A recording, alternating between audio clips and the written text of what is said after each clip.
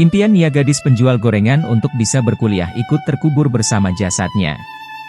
Sore itu, Nia Kurniasari 18 tahun kembali menjalani rutinitas hariannya menjual gorengan. Rutinitas itu sudah ia geluti sejak masih duduk di bangku sekolah menengah pertama. Bercita-cita mengenyam pendidikan di perguruan tinggi, sejak SMP Nia sudah berjualan gorengan supaya bisa menabung agar tak menyusahkan orang tua.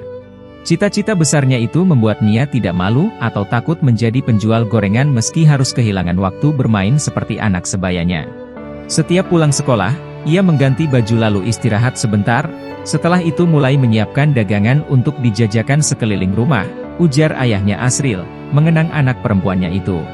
Bermodal payung dan nampan, Nia mulai menjajakan dagangannya keliling kampung sejak pukul 16 WIB hingga 18 WIB dengan berjalan kaki. Hasil jualan itu awalnya ia sisihkan untuk menabung agar bisa kuliah, tapi rencananya itu sempat ditentang oleh ayahnya. Ayahnya mengaku akan berusaha keras mencari uang untuk menguliahkannya tanpa Nia harus berjualan gorengan. Tapi Nia bukan anak yang lemah.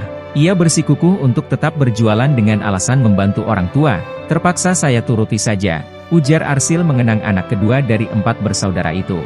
Alasannya itu yang membuat Nia masih terus berjualan sampai Jumat, 6 September 2024, waktu ia dinyatakan hilang dengan barang dagangannya berserakan tidak beberapa jauh dari rumahnya.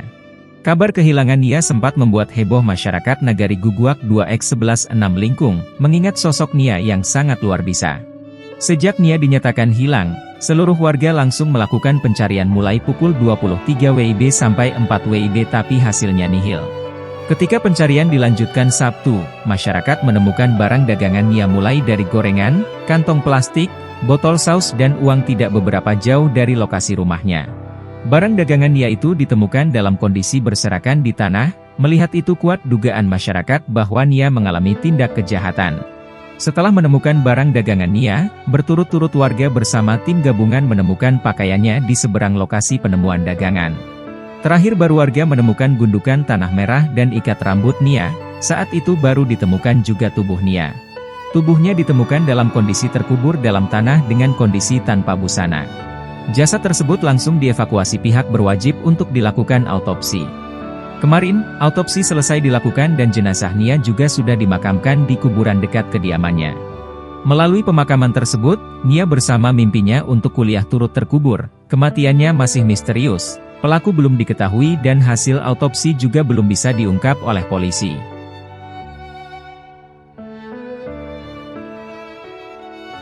Download Tribun X sekarang, menghadirkan lokal menjadi Indonesia.